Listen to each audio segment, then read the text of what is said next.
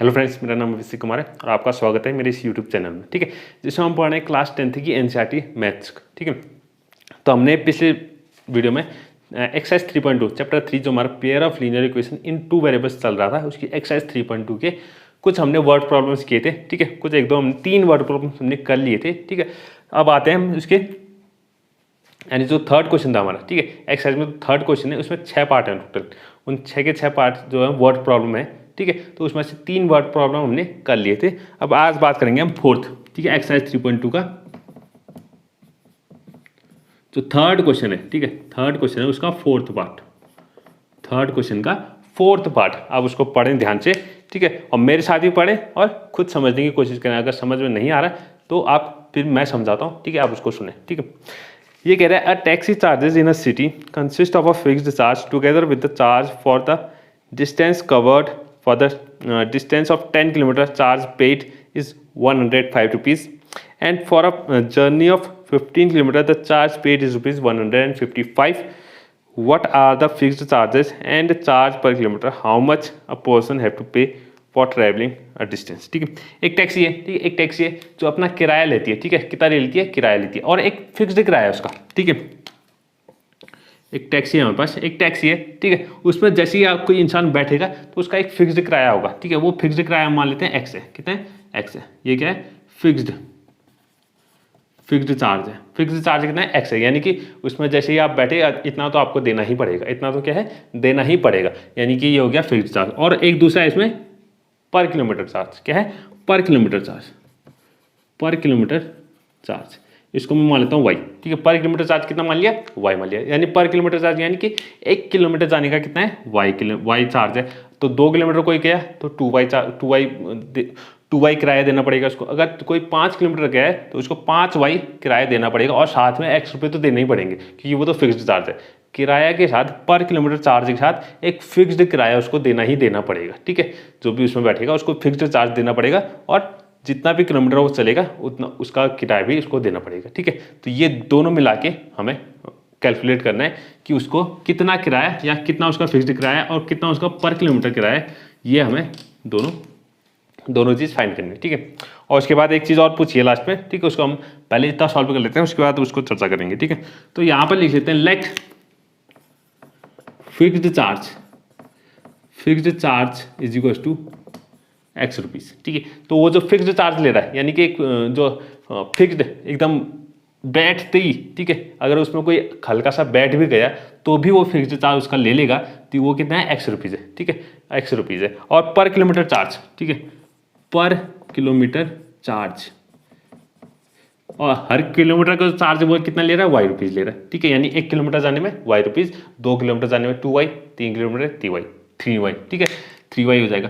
तो इतना जो चार्ज वो क्या ले रहा है? किलोमीटर के हिसाब से ले रहा है, और एक क्या है? फिक्स्ड चार्ज है। ठीक है, यानी कि पर किलोमीटर का चार्ज तो लेगा ही लेगा, उसमें एक फिक्स्ड चार्ज और ऐड करेगा वो हर, ठीक है, हर पैसेंजर के लिए वो कितना करेगा? एक फिक्स्ड चार्ज को उसमें ऐड कर लेगा। ठीक है, अब हमें इक्वेशन बनानी है। ठीक है, तो बोला है एक पैसेंजर है या एक आदमी है। ठीक है, वो 10 किलोमीटर गया।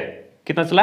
वो 10 किलोमीटर उस टैक्सी में ट्रैवल किया उसने। अब 10 किलोमीटर चलने के बाद उसने कितने रुपए दिए उसको? 105 रुपीज़। ठीक है, अब 10 किलोमीटर कोई चला है। ठीक है, 10 किलोमीटर वो चला है। ठीक है, तो 10 किलोमीटर यानी कि 1 किलोमीटर का चार्ज कितना है? वाई है। तो 10 किलोमीटर का चार्ज कितना होगा? 10y होगा। कितना होगा? 10y होगा। और एक फिक्स्ड चार्ज उसने दिया होगा, यानी कि इसमें x भी ऐड कर लो। ठीक है, क्योंकि फिक्स्ड चार्ज तो हर पैसेंजर को देना है। उसने भले वो 10 किलोमीटर गया, 20 किलोमीटर गया, जितना भी गया, उसको एक फिक्स्ड चार्ज x तो है देना ही देना है। ठीक है, तो x उसने दिया होगा, और 10 किलोमीटर का कितना दिया होगा? 10y दिया होगा, और टोटल मिला के उसने कितने रुपए दिए? 105। ठीक है, कितने दिए? 105 रुपये दिए। तो ये बन गई हमारी क्या? पहली इक्वेशन। क्या बन गई? पहली इक्वेशन। ठीक है, इसको यहाँ पर लिख लेते हैं। ठीक है, पहली इक्वेशन क्या बन गई? x + 10y = 105। ये हमारी पहली इक्वेशन बन चुकी है। ठीक है, पहली इक्वेशन बन चुकी है हमारी। अब दूसरी इक्वेशन बोलिए, एक दूसरा आदमी है जो 15 किलोमीटर चला। ठीक है, इसी टैक्सी में कितना गया? वो 15 किलोमीटर चला। अब 15 किलोमीटर चला है तो 1 किलोमीटर का चार्ज y है, तो 15 किलोमीटर का कितना हो जाएगा? 15y हो जाएगा, 15y हो जाएगा। और फिक्स्ड चार्ज तो जुड़ना है, x + 15y हो जाएगा। और इन दोनों को मिला के जो उसने किराया दिया उस टैक्सी वाले को, वो किराया कितना दिया? 155 रुपये। 155, चलो रुपये नहीं लिखते, 155 रुपये उसने टैक्सी वाले को दे दिए, ठीक है।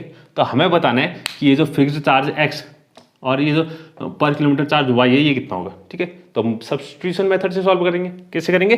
सब्स्टिट्यूशन मेथड से। तो जो भी एक इक्वेशन जो आसान लग रही है, ठीक है, उसको चुन लेते हैं। तो हम पहली वाली इक्वेशन को चुन लेते हैं क्योंकि दोनों सेम ही है, ठीक है। तो फ्रॉम इक्वेशन वन से एक्स की वैल्यू निकाल लेते हैं, ठीक है, क्योंकि वाई के आगे 10 लगा हुआ है, ठीक है, इसको नहीं निकालते, एक्स अकेला पड़ा हुआ है, तो एक्स वैल्यू निकाल लेते हैं। एक्स इक्वल टू आ जाएगा 105 माइनस 10y, कितना आ जाएगा 105, 10y उस तरफ गया तो माइनस 10y, ये हो गई हमारी तीसरी इक्वेशन। अब इसको उठा के, क्योंकि हमने इक्वेशन 1 से x की वैल्यू निकाली है, तो इसको उठा के रखेंगे किसमें, इक्वेशन 2 में, ठीक है। तो पुट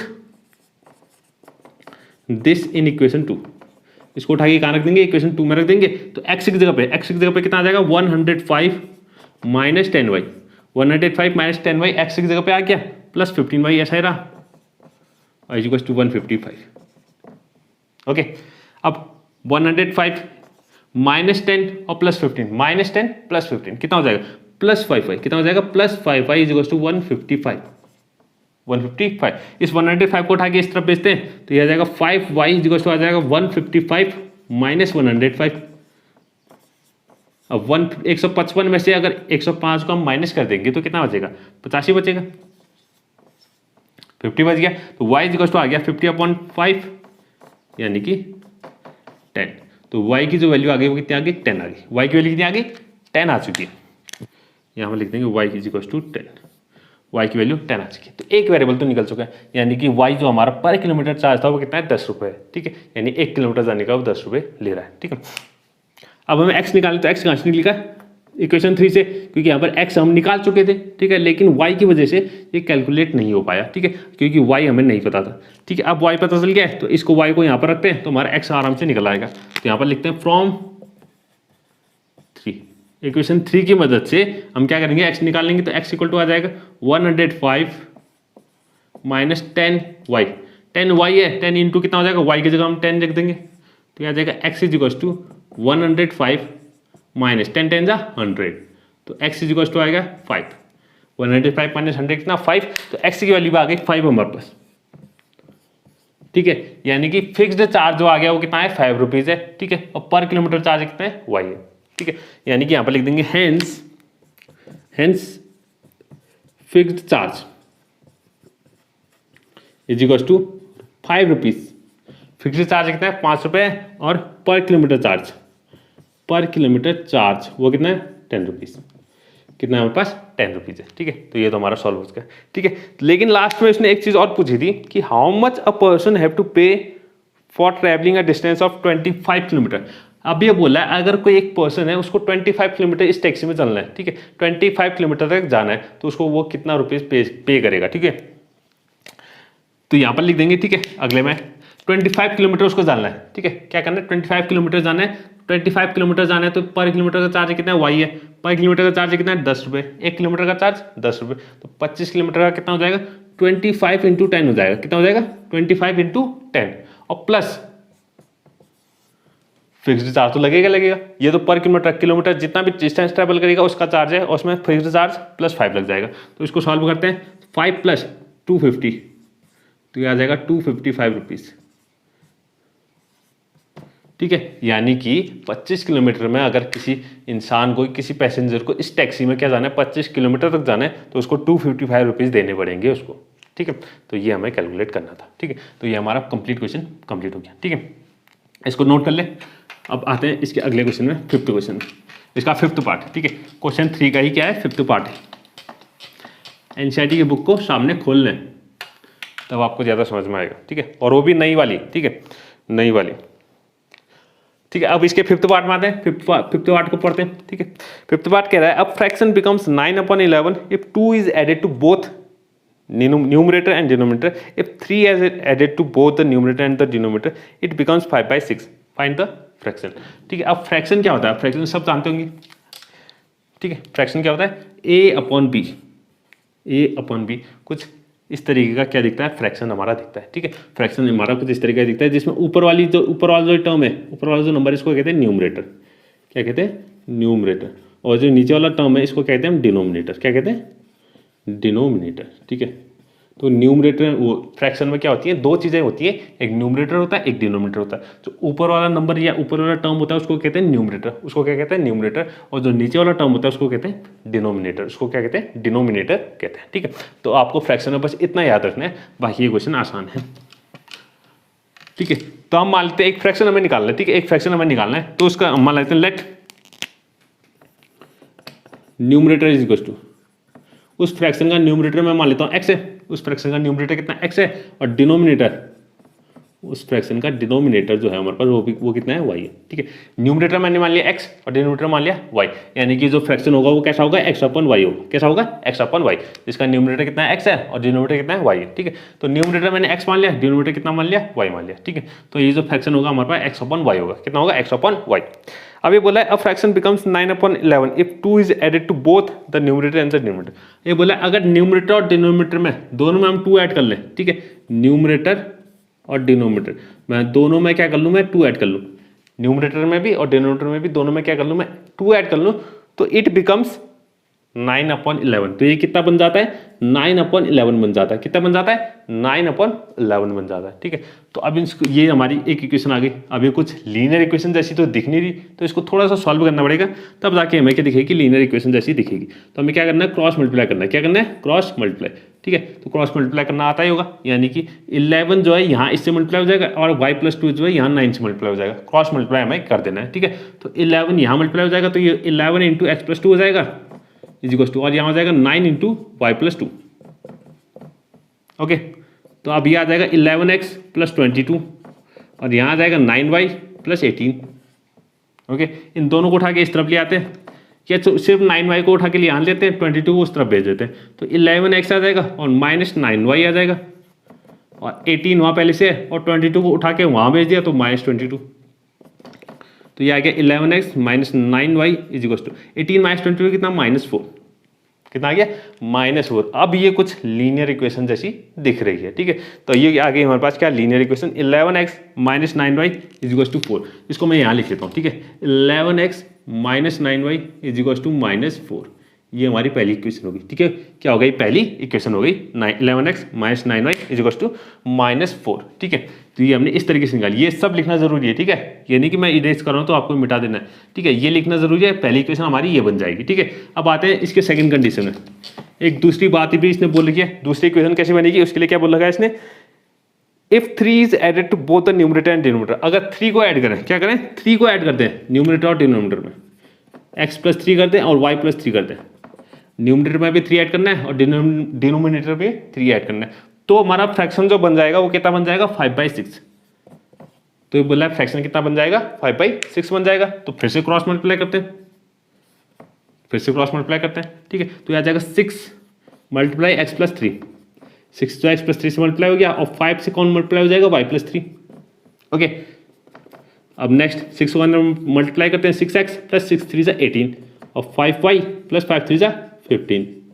ओके, 6x 5y को उठा के यहाँ ले आते हैं, 5 - y, और ये जाएगा 15 - 18 हो जाएगा, और 6x - 5y is equal to ये आ गया -3। कितना आ गया, -3। 6x + 5 - 5y is equal to -3। तो ये हमारी दूसरी इक्वेशन बन गई, 6x - 5y is equal to -3। ये हमारी सेकंड इक्वेशन बन गई। ठीक है, सेकंड इक्वेशन भी इस तरीके से हमारी बन गई। अब हमें इन दोनों इक्वेशन, अब लीनियर इक्वेशन हमारी बन चुकी है, पेयर ऑफ लीनियर इक्वेशन भी बन चुकी है। अब इसको सॉल्व करना है हमें बाय सब्स्टिट्यूशन मेथड। ठीक है, इक्वेशन को आप यहाँ देखें। ठीक है, इन दोनों में से कोई एक इक्वेशन को चुन लेते हैं, चलो दूसरी वाली को चुन लेते हैं। ठीक है, वो इसमें थोड़े नंबर जो हैं छोटे हैं। ठीक है, नंबर थोड़े छोटे हैं, तो दूसरी वाली को चुन लेते हैं। तो यहाँ पर लिखते हैं फ्रॉम इक्वेशन टू इक्वेशन 2। तो फ्रॉम इक्वेशन 2 यहाँ से x की वैल्यू निकाल लेते हैं। चलो x की वैल्यू निकाल लेते हैं। तो 6x = -5y उधर जाएगा तो +5y हो जाएगा। क्या हो जाएगा, +5y, तो 5y - 3 हो जाएगा। 5y को आगे लिख दिया मैंने, -3 को पीछे कर दिया। अब x = 6 को भी कहाँ भेजना पड़ेगा, नीचे। तो 5y - 3 = 5y - 6 = 6। 5y - 3 = 6 इसको लिख देंगे इक्वेशन 3। ये कितनी हो जाएगी, इक्वेशन 3।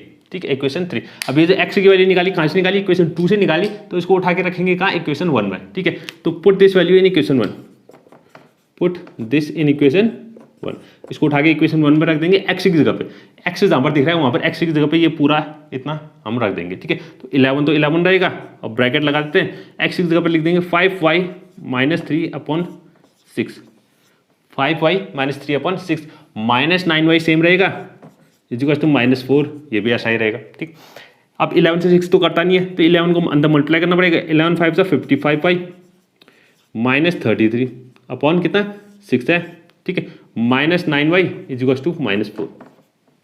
ओके, 9y के नीचे कुछ नहीं है, इसके नीचे 1 मान लेते हैं, इसके नीचे क्या मान लिया 1 मान लिया।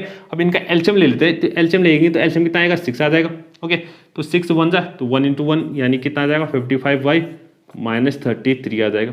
ओके, 1 कितने जा 6 तो 6 9 जा 54 तो आ जाएगा 54y equal to -4।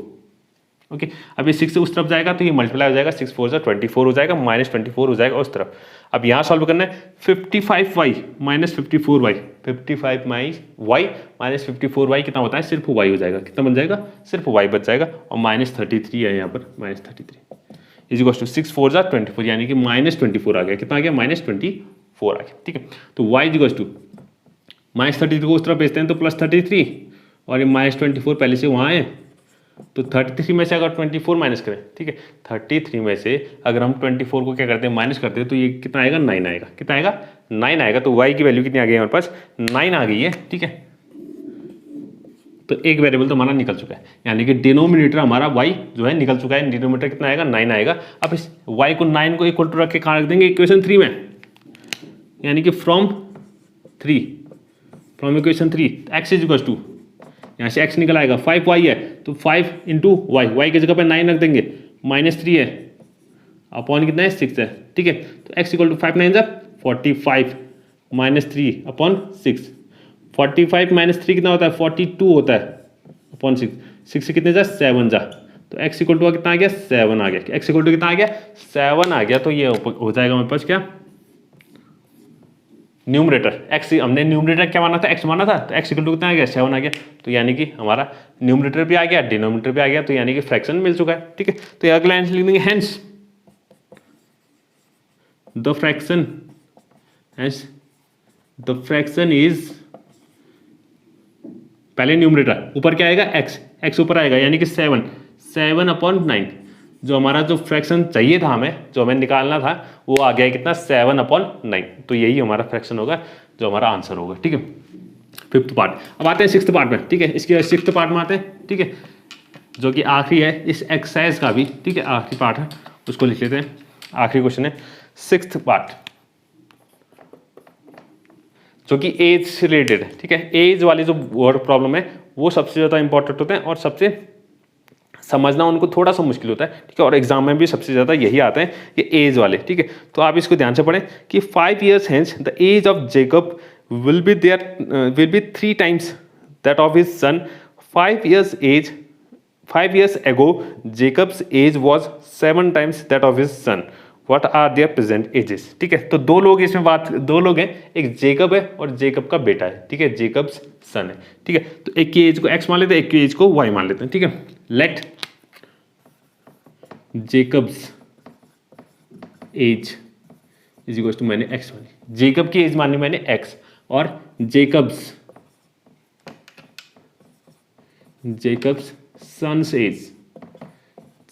Son's age मैंने मान ली y, तो उसके बेटे की एज मैंने कितनी मान ली y मान ली। तो पहली कंडीशन कह रहा है 5 years hence, ठीक है, 5 साल बाद, hence मतलब बाद, ठीक है, 5 years hence 5 साल बाद, तो हमें 5 साल बाद की बात करनी है, ठीक है। ये प्रेजेंट एज है, क्या है दोनों की प्रेजेंट, इस वक्त जो एज है वो कितनी है x है और दूसरी की कितनी है y है। अब 5 साल बाद की बात करनी है, 5 साल बाद, तो 5 साल बाद इन दोनों की एज कितनी हो जाएगी, तो 5 साल बाद 5 years hence तो जेकब की एज हो जाएगी, जेकब्स एज हो जाएगी x + 5 हो जाएगी, ठीक है। 5 साल बाद कितनी हो जाएगी x + 5, और जेकब सन्स एज कितनी हो जाएगी y + 5 हो जाएगी, और उसके बेटे की एज कितनी हो जाएगी y + 5 हो जाएगी। तो 5 साल बाद की बात करनी है हमें, ठीक है, 5 साल बाद की बात करनी है। तो 5 years hence the age of Jacob will be 3 times that of his son, ठीक है। तो जेकब की एज होगी, ठीक है, ये बोला 5 साल बाद जेकब की एज यानी कि x + 5 जेकब की एज होगी वो 3 गुना होगी किसके, अपने बेटे से, यानी कि 3 इंटू वाई प्लस 5। जेकब की एज जो है 5 साल बाद कितनी है, x प्लस 5 है, तो वो 3 गुना होगी जितनी उसकी जेकब के सन की एज होगी 5 साल बाद। ठीक है, इसको सॉल्व कर लेते हैं। x प्लस 5 तो ये जाएगा 3y प्लस 15, y को इस तरफ ले आते हैं और 5 को वहाँ भेजते हैं, तो 15 माइनस 5 यानी कि x minus 3y is equal to कितना आ गया, 10 आ चुका है। कितना आ चुका है, 10 आ चुका है, यानी कि x minus 3y is equal to 10। इसको फिर से यहाँ लिख लेते हैं, x minus 3y is equal to 10। ये हमारी पहली इक्वेशन हो चुकी है, पहली इक्वेशन बन चुकी है। ये थी 5 ईयर्स हैंड्स, यानी 5 साल बाद की बात कर रहे थे हम, 5 साल बाद। तो इनकी एज कितनी जाएगी, x प्लस 5, और इसकी एज हो जाएगी y प्लस 5। और इक्वेशन हमें कंडीशन दी थी कि जेकब की एज जो है वो कितनी है, 3 गुना हो जाएगी। कितनी, 3 गुना हो जाएगी उसके बेटे से। ठीक है, यानी कि जेकब की एज क्या है, 3 गुना है उसके बेटे से, यानी कि उसके बेटे से 3 गुना बड़ा है वो। ठीक है, अब बात करते हैं, अब दूसरी कंडीशन दे रखी है 3 ईयर्स अगो। क्या दे रखा है, 5 years ago, sorry 5 years ago. Ago मतलब 5 साल पहले, 5 ईयर्स अगो, 5 साल पहले। अब 5 साल पहले की बात करते हैं, ये तो अभी की एज है, 5 साल पहले इनकी एज कितनी होगी वो उसकी बात करते हैं। तो जेकब की एज हो जाएगी 5 साल पहले जो होगी, जेकब्स एज अभी x है तो 5 साल पहले कितनी होगी, x माइनस 5 होगी। ठीक है, सिंपल सी बात, अभी x है तो 5 साल पहले कितनी होगी, 5 घटा देंगे। ठीक है, 5 घटा देंगे, x माइनस 5 हो जाएगी। और Jacob's son's age, Jacob's son's age. ठीक है, अब जेकब के बेटे की जो सन की एज है वो कितनी है इस वक्त, अभी प्रेजेंट में कितनी है, y है, और 5 साल पहले कितनी होती होगी, y माइनस 5 होती होगी, y माइनस 5। अब बोला है अगर 5 साल पहले जेकब की एज जो है वो 7 टाइम होगी उसके बेटे से। ठीक है, यानी कि जेकब की एज जो है 5 साल पहले कितनी थी, 7 टाइम्स थी, 7 गुना, 7 टाइम्स मतलब 7 गुना। ठीक है, 7 टाइम्स थी अपने उसके बेटे से 7 गुना जो है उसकी एज थी। ठीक है, तो उसको सॉल्व करते हैं, तो x माइनस 5 हो जाएगा और ये आ जाएगा 7y माइनस 35, 7y माइनस 35। तो x 7y को इस तरफ ले आते हैं, तो ये हो जाएगा माइनस 35, ये हो जाएगा plus 5, x minus 7y is equal to आ जाएगा माइनस 30। कितना आ जाएगा, x minus 7y is equal to minus 30। तो ये हमारी क्या बन गई, सेकेंड इक्वेशन बन गई, x minus 7y is equal to minus 30। ये हमारी सेकेंड इक्वेशन बन गई। ठीक है, सेकेंड इक्वेशन बन चुकी है। ठीक है, तो ये हमने क्वेश्चन, जब तक क्वेश्चन को समझेंगे नहीं तो ये कंडीशन आप बना नहीं पाएंगे, और ये कंडीशन अगर आप नहीं बना पाए तो आपकी इक्वेशन नहीं बनेगी, और इक्वेशन ही नहीं बनी तो सॉल्यूशन कहाँ से आएगा। ठीक है, तो पहले इक्वेशन क्वेश्चन को समझे और फिर जो उसने कंडीशन दे रखी है उसी कंडीशन के हिसाब से आपको यहाँ सब लिखना है। ठीक है, अब 2 इक्वेशन बन चुके हैं और आप आराम से सब्स्टिट्यूशन मेथड से हम सॉल्व कर सकते हैं। तो कोई भी एक इक्वेशन को चुन लो, तो ऊपर वाली इक्वेशन को हम चुन लेते हैं, फर्स्ट वाली। तो फ्रॉम इक्वेशन 1 यहाँ से x की वैल्यू निकाल लेते हैं, तो x इक्वल टू आ जाएगा 10 प्लस 3y। ये हमारी तीसरी इक्वेशन बन गई। क्या बन गई, तीसरी इक्वेशन बन चुकी है। अब हमने पहली इक्वेशन से x की वैल्यू निकाली थी, इसको रखेंगे कहाँ, दूसरी वाली इक्वेशन में। तो पुट दिस इन इक्वेशन 2, इसको कहाँ रखेंगे, इक्वेशन 2 में रख देंगे, इसको 2 लिख लेते हैं, इसको कहाँ रखेंगे, इक्वेशन 2 में रख देंगे। तो x की जगह पे कितना रख देंगे, 10 प्लस 3y, x की जगह पे 10 plus 3y minus 7y is equal to minus 30, is equal to कितना, माइनस 30। अब 10 3y माइनस 7y कितना, माइनस 4y, कितना आ जाएगा, minus 4y is equal to minus 30।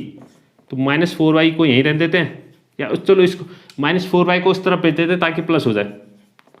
Minus 4y उस तरफ चले गया, माइनस 30 को इस तरफ ले आते हैं ताकि प्लस हो जाए, 10 प्लस 30 हो जाएगा। ठीक है, तो 4y इज इक्वल टू आ जाएगा 40, 4y इज इक्वल टू 40 और y इज इक्वल टू आ जाएगा 40/4, यानी कि कितना, 10 आ चुका है। तो y की जो वैल्यू आ गई वो कितनी आ गई, 10 आ चुकी है। y की वैल्यू कितनी आ चुकी है, 10 आ चुकी है, यानी कि हमारे पास एक की तो एज निकल गई है, यानी जेकब के सन की एज निकल आ चुकी है, यानी जेकब के जो बेटे की एज है वो कितनी है, 10 ईयर्स है। कितनी है, 10 ईयर्स है। अब y हमारा निकल चुका है, तो इक्वेशन 3 में रख के हम x भी आराम से निकाल सकते हैं। ठीक है, तो यहाँ पर लिखेंगे फ्रॉम इक्वेशन 3, तो x इज इक्वल टू कितना माना था हमने, 10 plus 3y, 10 plus 3y, 3y कितना हो जाएगा, 3 इंटू 10 हो जाएगा। y की जगह पर कितना लिख दिया, 10, क्योंकि y के लिए अभी हमने कितनी निकाली थी, 10 निकाली थी। तो ये जाएगा 10 प्लस 30, तो x की वैल्यू कितनी आ गई, 40 आ चुकी है। कितनी आ चुकी है, 40 आ चुकी है, यानी कि जेकब की जो एज होगी वो कितनी होगी, 40 ईयर्स होगी। कितनी होगी, 40 ईयर्स। तो यहाँ पर लास्ट में लिख देंगे हम, hence Jacob's age is equal to 40 years, ठीक है। Jacob's age is equal to 40 years और Jacob's son age is equal to 10 years. तो जेकब के सन की एज कितनी है, वो कितनी है 10 ईयर्स है। कितनी है 10 ईयर्स है, ठीक है। तो ये हमारा सबसे इंपॉर्टेंट, ठीक है, इसको तो आप इंपॉर्टेंट कर ही लेना, ठीक है। ये इंपॉर्टेंट क्वेश्चन है पूरे चैप्टर में, सबसे इंपॉर्टेंट क्वेश्चन ये एज वाले ही होते हैं, ठीक है। और इनको समझना भी डिफिकल्ट होता है, ठीक है। तो आप इसको एक बार 2-3 बार इसको नोट कर लें और इसको प्रैक्टिस करें इसकी, ठीक है। अब आगे चल के हम और भी इसके आगे चल के क्या करेंगे, इसके और भी एक्स्ट्रा क्वेश्चन करेंगे, ठीक है। तो ये हमारा क्या हो गया, आज की वीडियो यहाँ पर खत्म होगी, ठीक है। और हमारा आज की एक्सरसाइज भी खत्म हो चुकी है 3.2 एक्सरसाइज। अगली वीडियो में हम क्या करेंगे, नेक्स्ट एक्सरसाइज 3.3 की शुरुआत करेंगे, ठीक है। और उसमें हम नई मेथड को सीखेंगे, ठीक है। इन्हीं लीनियर इक्वेशन को सॉल्व करने के लिए एक नई मेथड है जिसका नाम क्या है, एलिमिनेशन मेथड, ठीक है। जो कि इससे थोड़ी सी सिंपल है, ठीक है। इससे तो क्या है, थोड़ी सी क्या है, सिंपल है, ठीक है। अगर आप समझ जाएंगे तो इससे क्या है, थोड़ी सी सिंपल है, ठीक है। तो और छोटी भी है, इससे थोड़ी छोटी भी है, ठीक है। तो उससे हम क्या करेंगे, लीनियर इक्वेशंस को सॉल्व करना सीखेंगे, ठीक है। तो ये हमारा आज की वीडियो यहाँ पर खत्म होगी। और एक खास बात, ठीक है, एक खास बात, अभी हम क्या चल रहे हैं, क्लास 10th की एनसीईआरटी, ठीक है, उसको पढ़ा लें, ठीक है। अभी कुछ समय बाद, मैं कुछ टाइम बाद क्लास 11th की एनसीईआरटी भी शुरू करूँगा, ठीक है। क्लास 11th की एनसीईआरटी क्या करूँगा, शुरू करूँगा। तो हफ्ते के हम कुछ दिन क्या करेंगे, 10th को पढ़ेंगे, ठीक है। और हफ्ते के कुछ दिन हम क्या पढ़ेंगे, 11th को पढ़ेंगे, 11th की एनसीईआरटी को पढ़ेंगे, ठीक है। तो इस तरीके से हम क्या करेंगे, अपनी पढ़ाई करेंगे। यानी कि हफ्ते में जैसे 3 दिन हम क्या करेंगे, क्लास 10th, और 3 दिन क्या करेंगे, क्लास 11th करेंगे। या एक एक्स्ट्रा दिन जो होगा उस दिन कुछ भी क्लास 10th या क्लास 11th कुछ भी एक्स्ट्रा क्वेश्चन हम कर लेंगे, ठीक है। तो कुछ इस तरीके से करेंगे, हमें जो भी करेंगे, ठीक है, मैं बता दूंगा आपको इस यूट्यूब चैनल में, ठीक है। तो आज के लिए बस इतना ही, ठीक है। अगर आपको वीडियो पसंद आई है तो प्लीज़ लाइक करें और सब्सक्राइब करें। Thank you.